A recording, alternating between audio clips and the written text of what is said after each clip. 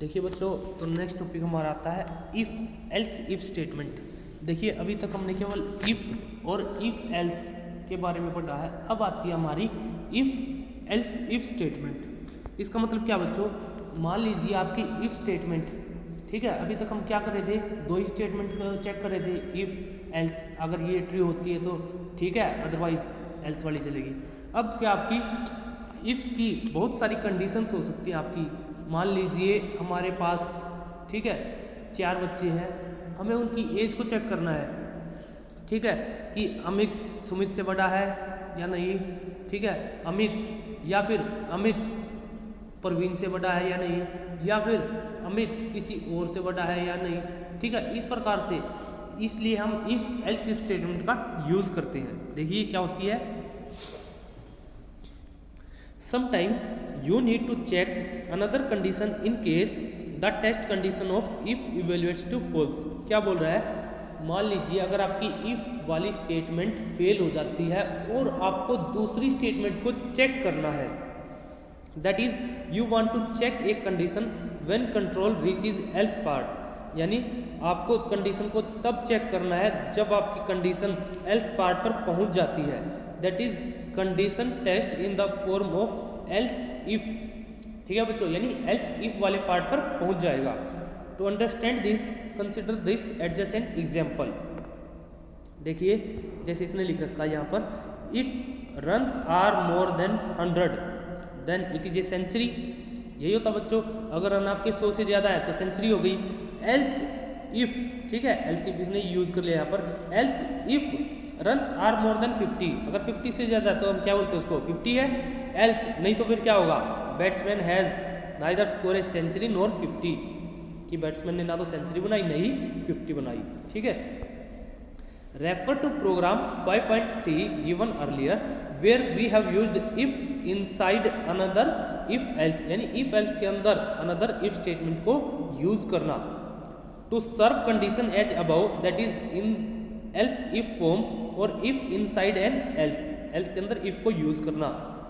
Python provides if else if and if else if else statement.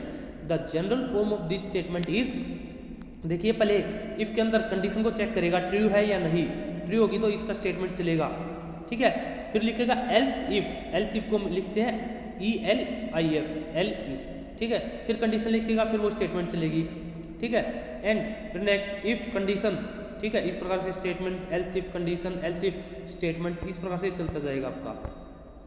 देखिए यहाँ पर देखते हैं हम, now the above mentioned example can be coded in Python as if runs greater than equals to 100।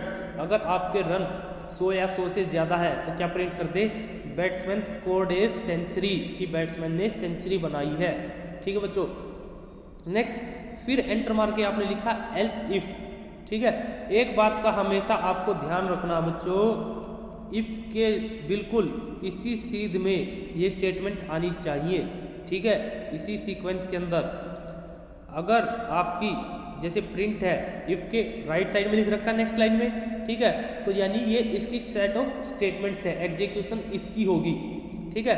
अगर आपने else if इसके अंदर लिख दिया, प्रिंट के नीचे लिख दिया, ठीक है, या फिर इफ लगा देते हो आप, एल्स लगा देते हो, इसके नीचे लिख दिया, तो वो उसकी अज्यूम करेगा कि इसकी स्टेटमेंट से, क्लियर।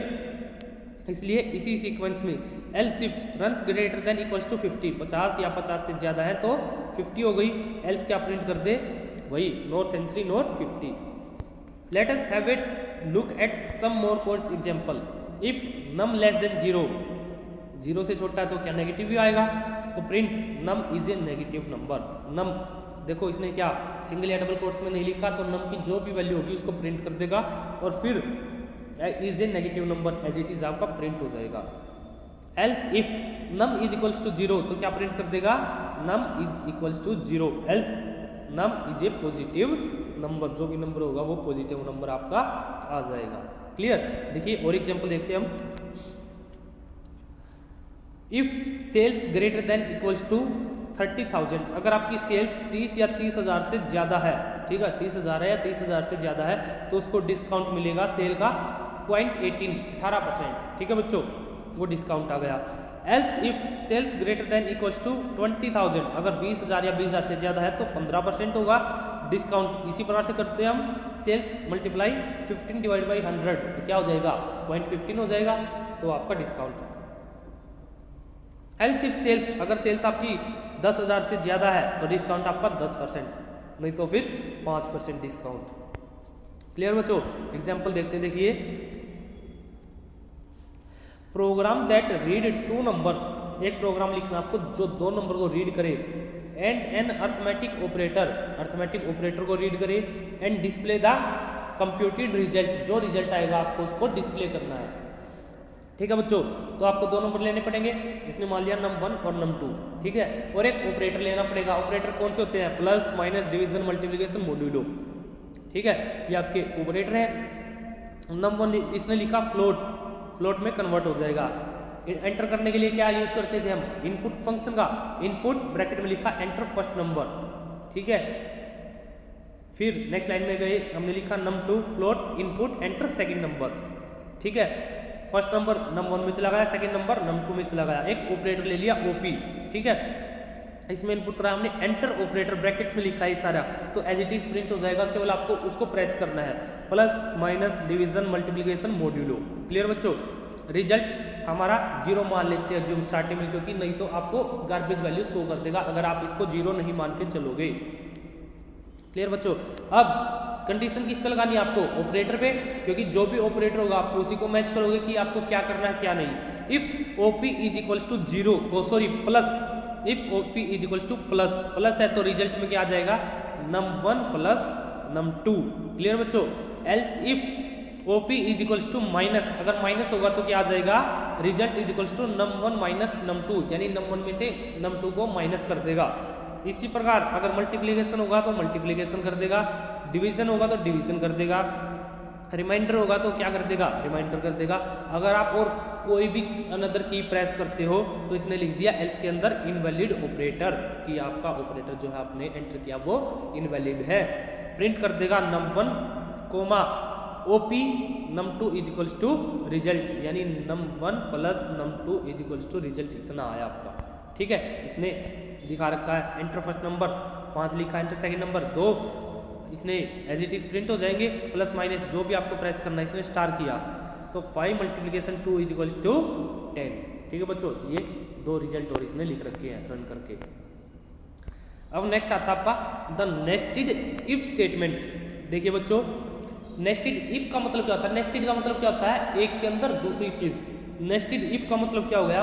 इफ के अंदर इफ स्टेटमेंट को यूज करना। क्लियर बच्चों? सॉरी, देखिए sometime about discussed forms of if are not enough, यानी जो हमने ऊपर इफ स्टेटमेंट और एल्स इफ को यूज किया, कभी कभार वो हमारे लिए एनफ नहीं होती। You may need to test condition, additional condition. For such situations, Python also support nested if form of if. ठीक है, इसलिए Python सपोर्ट करती है nested if को भी।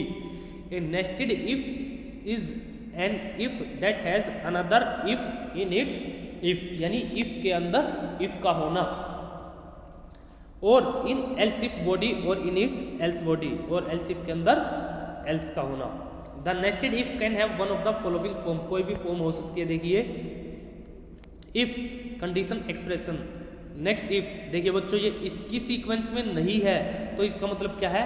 इफ के बाद इसके नेक्स्ट इफ पर जाएगी। अगर ऊपर वाली इफ आपकी ये ट्रू हो जाती है तो फिर इसके बाद ये चेक करेगा, ठीक है।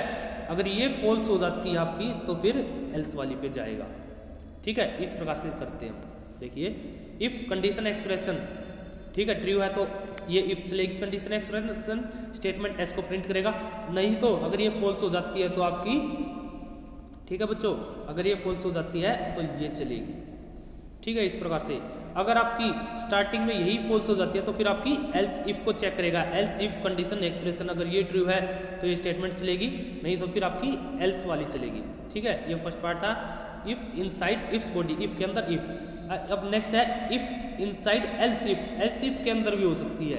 देखिए कैसे, अगर आपकी इफ कंडीशन ट्रू है तो ये स्टेटमेंट चलेगी, एल्स इफ नहीं तो फिर नेक्स्ट पे जाएगा, उसको चेक करेगा। अगर ये कंडीशन ट्रू है ठीक है। अगर अब इसके अंदर भी इफ स्टेटमेंट हो सकती है, ठीक है। अगर ये ट्रू है तो इसको चेक करेगा ये ट्रू है या नहीं, अगर ट्रू है तो ये स्टेटमेंट चल जाएगी।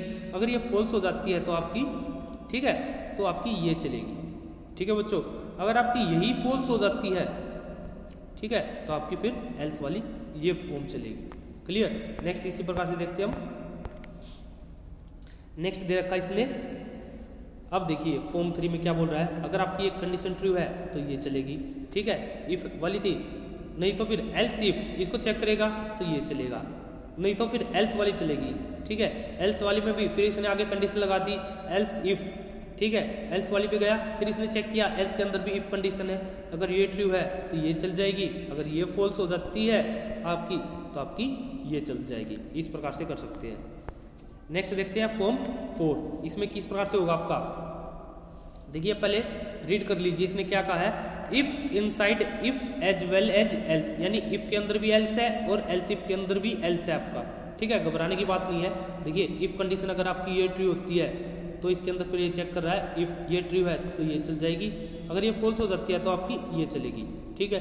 कब चलेंगी ये, जब आपकी ये वाली ट्रू होती है। अगर ये वाली फॉल्स हो जाती है, ठीक है, फर्स्ट वाली आपकी ये फॉल्स हो जाती है तो फिर इसको चेक करेगा ये ट्रू है, एल्स इफ, ठीक है, कंडीशनल एक्सप्रेशन। अगर ये ट्रू है तो फिर इसके अंदर इफ है, इसको चेक करेगा, अगर ये ट्रू है तो ये चल जाएगी, अगर ये फॉल्स हो जाती है तो एस वाली ये चल जाएगी एल्स, अगर फिर ये भी फॉल्स हो जाती है तो आपकी ये एल्स वाली चलेगी। क्लियर बच्चों। फिर एल्स के अंदर भी इफ कंडीशन को चेक करेगा, अगर ट्रू है तो स्टेटमेंट ऑफ एस चलेगा, अदरवाइज एल्स ऑफ एस चलेगा, ठीक है, statement of S.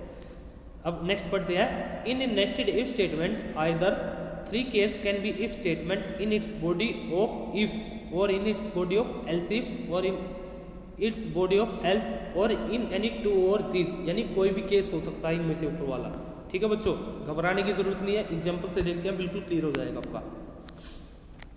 Programme that reads 3 number, एक प्रोग्राम जो 3 नंबर्स को रीड करता है, इंटीजर टाइप, इसने लिखा है इंटीजर के लेने आपको, ठीक है, and print them in ascending order, आपको असेंडिंग ऑर्डर में उनको प्रिंट करना है।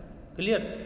देखिए एक्स वाई जेड 3 वैल्यू में 3 वैल्यू ली हमने, एक्स में एंटर कराया input, enter first number, integer type लेना है तो बाहर सारे ब्रैकेट्स के लिख दो इंट, सेकंड भी इंट, थर्ड भी int, mean mid max is equals to none, हमने तीनों की वैल्यू नन कर दी कि अभी तक हमारी कोई भी वैल्यू इनमें बड़ी छोटी नहीं है, क्योंकि हमें इसमें फाइंड आउट करना है, ठीक है बच्चों। अब देखिए if x less than y, condition लगाते हैं हम, and x less than z, इसका मतलब क्या बच्चों, अगर x y से भी छोटा है और x z से भी छोटा है, x इनमें छोटा हो गया ना, ठीक है। अब इसके अंदर नेक्स्ट लिखा हमने if y less than z, ठीक है, और y भी z से छोटा हो गया, तो अब इनमें सबसे छोटा कौन सा हुआ बच्चों, x y से छोटा हो गया और x z से भी छोटा है। अब चेक किया हमने y का, अगर y z से छोटा है तो सबसे छोटा क्या हो गया x, ठीक है, और y मीडियन हो गया और मैक्सिमम हो गई z की, ठीक है। अब यहाँ पर चेक करते हैं, अगर हमारी ये कंडीशन ट्रू है, ठीक है, अब हमें y और z के बीच में चेक करनी है, क्योंकि यहाँ से हमने x की तो वैल्यू निकाल ली कि सबसे छोटी है, अब y और z की निकालनी है। अब ये कंडीशन ट्रू हो जाती है, अगर हमारी y की वैल्यू z से छोटी अगर ट्रू है, ठीक है, तो ये वाली चल जाएगी, यानी y से बीच वाली हो गई, z आपकी मैक्सिमम वैल्यू हो गई, ठीक है। अगर आपकी ये कंडीशन फॉल्स हो जाती है, ऊपर वाली ट्रू है, तो आपकी ये चेक करेगा, नहीं तो फिर क्या हो जाएगा बच्चों, ठीक है, तो y z से बड़ी हो जाएगी तो मीडियन z हो जाएगी और मैक्सिमम y हो जाएगी, ठीक है, ये वाली चलेगी। एल्स इफ, अगर आपकी फर्स्ट कंडीशन ये फॉल्स हो जाती है तो नेक्स्ट चेक करेगा, इसमें क्या था, x की वैल्यू बड़ी हो गई किसी एक से भी, तो चेक करेगा else if y less than x and y less than z, यानी कि y की वैल्यू x से भी छोटी है और y की वैल्यू z से भी छोटी है, अगर ये हो जाए तो, ठीक है, यानी इसमें y की वैल्यू सबसे छोटी हो गई। फिर चेक करेगा x और z के बीच में, if x less than z, ठीक है, यानी x की मीडियन हो जाएगी, मैक्सिमम z की हो जाएगी। एल्स इसी प्रकार से फिर इसका आपका कौन सी का चलेगा, ये वाला पार्ट चलेगा, ठीक है, इसमें मीडियम वैल्यू फिर z हो जाएगी, मैक्सिमम x हो जाएगी, नहीं तो फिर एल्स पार्ट पे जाएगा, ठीक है, हमने x का चेक कर लिया, y का चेक कर लिया, लास्ट में क्या बचता है, z का ही बचता है, या तो आप ये भी लिख सकते हो else z less than x and z less than y, ये लिख सकते हो। एल्स नहीं तो फिर डायरेक्टली सीधा पार्ट में जाएगा, if x less than y, ठीक है, एक्स को चेक करेगा क्योंकि जेड तो हो ही गई सबसे छोटी, फिर x less than y, x की छोटी है तो मिनिमम जेड थी, एक्स मीडियन हो गई, मैक्सिमम वाई हो गई, नहीं तो फिर एल्स वाले पार्ट में जाके, ठीक है, चेक कर लेगा। Enter first number 5 9 2, number in ascending order 2 5 9, ठीक है, इस प्रकार से मिनिमम मीडियन और मैक्सिमम आपको आप प्रिंट कर सकते हैं। नेक्स्ट है बच्चों, program to print whether a given character is an upper case और ए लोअर केस करेक्टर और ए डिजिट और एनी अदर करेक्टर। आपको ये बताना है कि जो भी आप करेक्टर एंटर करोगे वो अपर केस अल्फ़ाबेटिक्स में है या लोअर केस में है, डिजिट है या फिर कोई अनदर करेक्टर है, ठीक है बच्चों। इसके लिए आप क्या कंडीशन, ठीक है बच्चों, इसके लिए क्या कंडीशन प्रोवाइड करोगे आप देखिए, CH करेक्टर हमने टाइप का वेरिएबल है, input enter a single character, देखिए हमने इसके बाहर कोई भी इंटीजर फ्लोट नहीं लिखा क्योंकि हमेशा इसके अंदर स्ट्रिंग टाइप की करेक्टर टाइप की वैल्यू आती है, इसलिए इसको हमें कन्वर्ट करने की ज़रूरत नहीं है, ठीक है बच्चों। वो वैल्यू गई है अब हमारी CH में। अब चेक करना हमें, if CH greater than equals to A and CH less than equals to capital Z, ठीक है, A और Z के बीच में है तो अपर केस हो गया बच्चों, प्रिंट कर दो you entered an upper case character. Else if CH greater than small a and CH less than equals to small z, तो क्या हो जाएगा, लोअर केस में हो जाएगा। एल्स इफ करेक्टर यानी CH greater than equals to 0 and CH less than equals to 9, यानी 0 और 9 के बीच में है तो क्या हो जाएगा आपका डिजिट हो जाएगा, you entered A digit. Else you entered A special character, यानी आपने फिर कोई और बटन प्रेस किया है उसके अंदर आपका वो केस आ जाएगा। क्लियर, देखिए आउटपुट दिखा रखा, यू एंटर करेक्टर, आपने 5 प्रिंट किया, 0 से 9 के बीच में 5 तो वो डिजिट हो गया, स्मॉल a किया तो लोअर केस आ गया, कैपिटल H किया तो अपर केस आ गया, डॉलर आ गया तो स्पेशल करेक्टर आ गया बच्चों। नेक्स्ट देखते एग्जांपल, देखिए program to calculate and print roots of a quadratic equation ax² + bx + c is equals to 0, ठीक है। क्वाड्रेटिक इक्वेशंस के आपको क्या करने हैं, रूट को कैलकुलेट करना है, ठीक है। Print for quadratic equation ax square है, स्क्वायर के लिए क्या करते हैं, ax multiplication 2 + bx + c equals to 0, enter coefficients below, ठीक है, आपको कोफिशिएंट को एंटर करना है, a की वैल्यू, b की वैल्यू और c की वैल्यू को, ठीक है बच्चों। a int input enter a, int input enter b enter c, तीनों की वैल्यू हो गई। If a is equals to 0, अगर आपका a 0 आ जाए, ठीक है, तो क्या मतलब है, क्वाड्रेटिक इक्वेशन में आपकी कभी भी x² की वैल्यू 0 नहीं होनी चाहिए, तो आप प्रिंट कर दो directly, print value of a should not be 0, print /n aborting, enter press करते ही आपका अबॉर्ट हो जाएगा प्रोग्राम। एल्स नहीं तो फिर क्या करेगा, डेल्टा की वैल्यू निकालते हो आप, b² - 4ac, यही फॉर्मूला होता है बच्चों, तो b² b multiplication b - 4a, ठीक है, मल्टीप्लिकेशन c, ठीक है, इस प्रकार से। इफ डेल्टा ग्रेटर देन 0, ये चेक करते हो आप, अगर डेल्टा की वैल्यू ग्रेटर देन 0 है, ठीक है, डिस्क्रीमेंट जिसको बोलते हैं हम, ठीक है, स्क्वायर रूट करके, अगर वो आपकी 0 से बड़ी है वैल्यू तो √1 इज इक्वल्स टू क्या हो जाएंगे, -b + square root of delta, ठीक है, जो वैल्यू निकाली थी अपॉन में 2a, ठीक है, इसी प्रकार से निकालते हो। स्क्वायर रूट के लिए क्या करते हो, मैथ डॉट स्क्वायर रूट, ठीक है, डेल्टा डिवाइड बाई 2a, यानी 2 मल्टीप्लिकेशन a, √2 क्या हो जाएगा, -b - square root of delta, ठीक है, डिवाइड बाई 2a। प्रिंट क्या कर दो, roots all real and unique, ठीक है, तो रूट्स आपके रियल है और यूनिक है, प्रिंट कर दो √1 और √2। अगर आपका डेल्टा 0 है, else if delta is equals to 0, तो आप क्या करते हो, -b डिवाइड बाई 2a, ठीक है, क्योंकि आपका यही रह जाएगा फिर आपका, ठीक है, roots are real and equal, ठीक है, तो आप क्या प्रिंट करोगे, √1, √2। एल्स नहीं तो फिर क्या कर दोगे आप, roots are complex and imaginary, ठीक है, नहीं तो फिर आपके क्या आ जाएंगे, रूट कम्प्लेक्स आ जाएंगे और इमेजिनरी आ जाएंगे अगर आपकी वैल्यू 0 से कम है डेल्टा की। क्लियर, फॉर क्वाड्रेटिक इक्वेशन, ठीक है, एंटर कोफिशिएंट बिलो, आपने वैल्यू एंटर की 3 5 2, ठीक है, √1 की वैल्यू ये, √2 की वैल्यू ये। ठीक है, फिर आपने नेक्स्ट वैल्यू प्रोवाइड की 2, 3, 4, इसने बता दिया रूट्स कम्प्लेक्स है और इमेजिनरी है। फिर आपने बिलो एंटर किया 2, 4, 2, 3 आउटपुट दिखा रखे आपको, तो आपका √1 आया -1, √2 आया -1, यानी रियल है और इक्वल है। नेक्स्ट आती है बच्चों स्टोरिंग कंडीशन। स्टोरिंग कंडीशन क्या है, देखिए मान लीजिए आपको एक प्रोग्राम है या लाइन ऑफ कोड्स है, उसको बार बार रिपीट करना है, तो आप उसको किसी वेरिएबल्स के अंदर स्टोर कर लेते हैं। ठीक है, उसको बोलते हैं हम स्टोरिंग कंडीशन। देखिए इसने एग्जांपल दे रखा है, sometime the conditions being used in code are complex and repetitive, यानी कभी कभार आपके प्रोग्राम की जो कोडिंग है वो कम्प्लेक्स हो जाती है और रिपीटेटिव, बार बार रिपीट होती है। In such case to make your program more readable, ठीक है बच्चों, प्रोग्राम को रीडेबल बनाने के लिए you can use name condition, आप नेम कंडीशन का यूज कर सकते हो। इसका मतलब क्या है, you can store condition in a name and then use the name condition in the if statement, फिर आप उसको इफ स्टेटमेंट में यूज कर सकते हैं।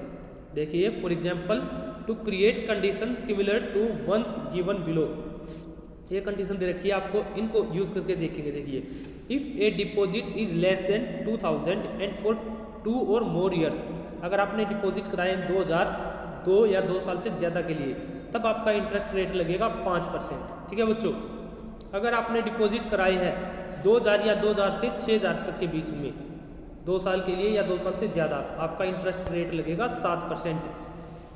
अगर आपने 6000 से ज़्यादा जमा कराए हैं 1 साल के लिए, ठीक है, इज फॉर 1 ईयर और मोर, 1 साल या 1 साल से ज़्यादा के लिए इंटरेस्ट मिलेगा आपको 8%। अगर आपने डिपॉजिट कराए हैं फॉर 5 ईयर्स और मोर, ठीक है, 5 साल या 5 साल से ज़्यादा के लिए आपको इंटरेस्ट मिलेगा 10%, कंपाउंडेड एनुअली, एनुअली आपको 10% मिलेगा। ठीक है, इसके लिए हम क्या कर सकते हैं, देखिए the traditional way of writing code, traditional code तो क्या है कि आपको हर बार जितनी भी कंडीशन आएंगी सबका कोड बार बार लिखना पड़ेगा।